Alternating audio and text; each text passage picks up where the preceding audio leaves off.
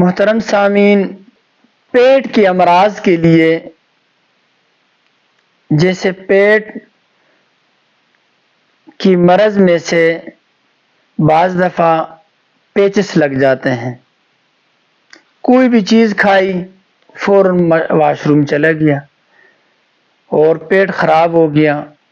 بعض بچے ایسے ہوتے ہیں کہ ان کے اوپر ماں کا دودھ نہیں چلتا، باہر سے دودھ لگانا پڑتا ہے، پھر وہ بھی نہیں چلتا۔ بعض ایسے میں نے مریض دیکھے ہیں کہ ان کو مسلسل موشن کی وجہ سے ڈرپ لگاتے ہیں۔ میرے پاس قریبی وقت میں ایک بچہ لے کے آئے تھے کہ جس کو ہر روز دن میں ایک ڈرپ یا دوسرے دن لازمن ڈرپ لگتا، اس کے موشن نہیں بند ہوتے تھے، خونی پیچس شروع ہو جاتے تھے، یہاں تک کہ بالکل لاغر ہو جاتا، کمزور۔ اس کے لیے ایک ایسا عمل وظیفہ لے کے آئے جو اسپغول کے چھلکے کے اوپر کرنا پڑتا ہے۔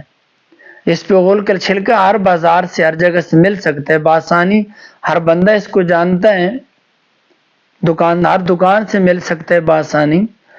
وہ اسپغول کا چھلکا لے لیں، اس کے اوپر ان آیاتوں اس سورت مبارکہ کی تلاوت کریں، اس کو دم کریں، وہ چھلکا نہار منہ بلان آغا فجر کی نماز کے بعد وہ آپ نے استعمال کرنا ہے۔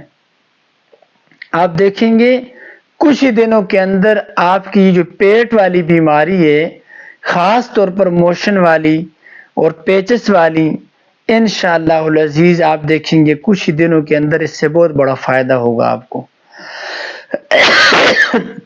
چھلکا جتنے ہی منگوا لیں، آپ کوشش کریں کہ ہر روز چھلکے پر دم کیا جائے تو زیادہ بہتر ہے۔ فجر کی نماز کے بعد 3 دفعہ درود پاک پڑھ لیں، درود ابراہیمی پڑھ لیں، اپنے پاس پلیٹ میں کسی برتن میں چھلکا رکھ لیں 1 چمچ، اس کے اوپر 7 دفعہ آیات الکرسی پڑھنی ہے۔ ہر دفعہ پڑھنے کے ساتھ جو ولا یعود حفظہما وہو العلی العظیم، اس آیت مبارکہ کو 3 دفعہ دہرانا ہے۔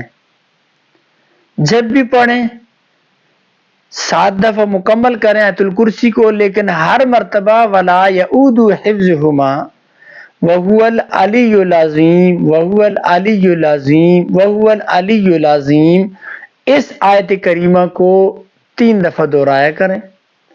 اس کے بعد 25ویں سپارے میں سورہ دخان، حامیم والکتاب المبین انا انزلناہ فی لیلۃ مبارکۃ انا کنا منذرین، یہ مکمل سورت جو ہے 1 دفعہ پڑھیں گے۔ اسپغول کے چھلکے پہ دم کریں، تو ہو سکے پانی پہ بھی دم کریں، مریض کو دیں، انشاءاللہ العزیز بہت زیادہ دن 7 دن ہیں، پہلے دن سے ہی فرق پڑ جائے گا اسے۔ یہ سورہ دخان اتنی مجرب عمل ہے، اس کے اور بھی کافی وظائف ہیں، اس کی میں انشاءاللہ ایک رقیہ شرعی بناؤں گا، لیکن اس کے لیے بہت مجرب ہیں۔ اس عمل کو کریں، اللہ کے فضل و کرم سے بہت جلد فائدہ ہوگا۔ اللہ ہمارا حامی و ناصر ہو۔ السلام علیکم ورحمۃ اللہ وبرکاتہ۔